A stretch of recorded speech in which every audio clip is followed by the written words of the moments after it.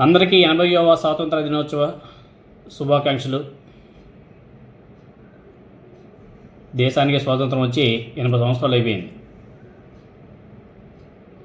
ప్రభుత్వ బడులు, ప్రభుత్వ హాస్పిటల్ పరిస్థితి చూస్తే చాలా అధ్వానంగా ఉంటుంది.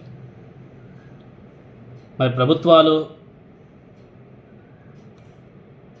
ఆలోచన చేస్తున్నాయంటే ప్రభుత్వాలన్నీ కూడా ఆలోచన చేస్తుంది ప్రైవేట్ వ్యక్తుల కోసం.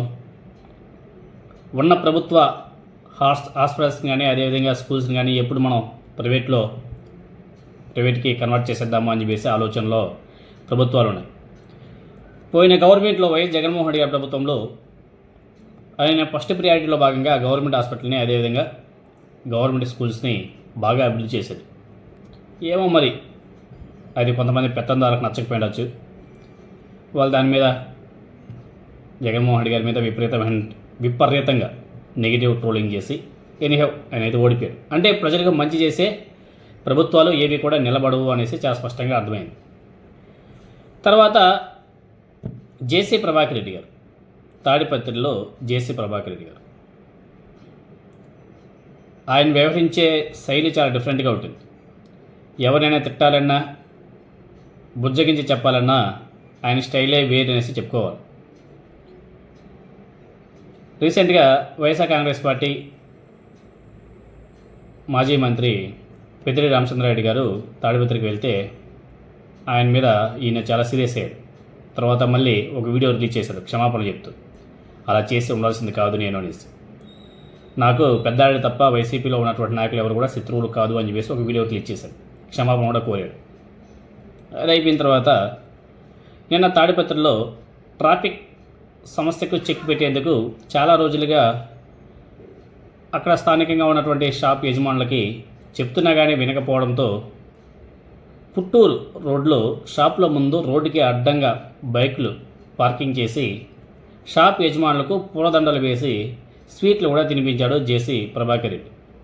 దయచేసి అర్థం చేసుకోండి, ఇంకా వినకపోతే మీ కాళ్ళు కూడా పట్టుకుంటా అని చెప్పేసి వినయంగా ఆ షాప్ యజమానులకి బాగా అర్థమయ్యే విధంగా వివరించాడు. ఆ షాపుల దగ్గరికి వెళ్ళి వాళ్ళకు ఒక పూలమాల వేసి అర్థమైందా స్వీటు తినిపించి చేతులు జోడించి చాలా వినమ్రంగా రిక్వెస్ట్గా బుజ్జగించాడు.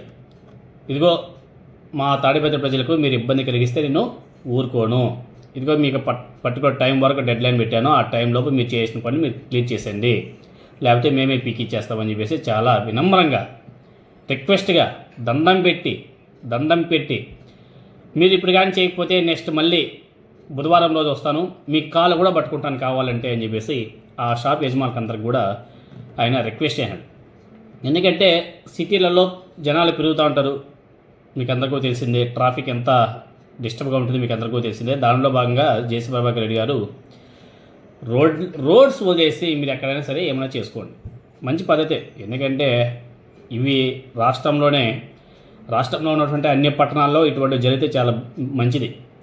అసలు ఒక్కొక్కసారి ఆ టౌన్లోకి వెళ్తే ఏం ట్రాఫిక్ ఏమబ్బా స్వామి. ఎనీహౌ మొత్తానికైతే జేసీ ప్రభాకర్ రెడ్డి గారి స్టైలే వేరు అనేసి మరోసారి నిరూపించాడు. ఒకసారి ఆయన మాటలోనే ఒకసారి మీరు కూడా వినండి.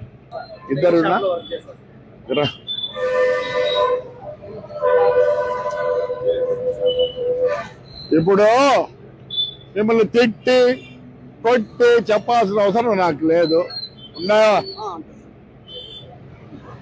మిమ్మల్ని ప్రేమగా దండ వేసి స్వీట్ తినిపించి చెబుతున్నా, అందరికీ ఇదే తినండి.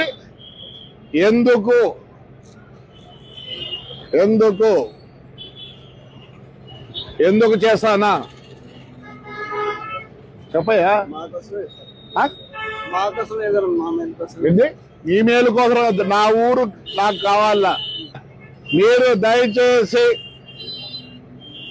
మీకు ఫోన్ వేసి స్వీట్లు వేసి అడుగుతానా, ఇక్కడ బండి పెడితే ఏం చేయాలా?